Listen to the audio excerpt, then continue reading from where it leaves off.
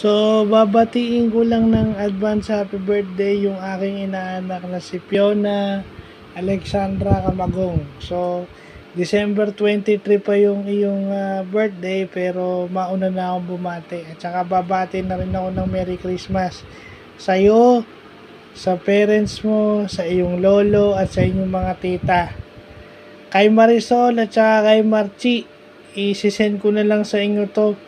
Paki-panood na lang kay Fiona. Kasi baka mahirapan akong mag-type eh.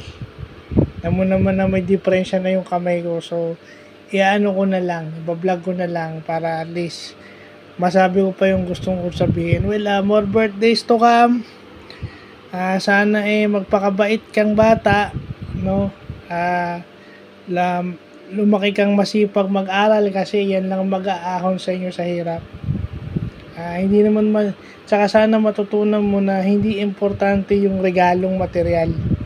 Importante nga ibibigay sa iyo ng tao is yung pagiging modelo at magandang asal na pwede mong gayahin at para mapakinabangan mo hanggang sa pagtanda mo.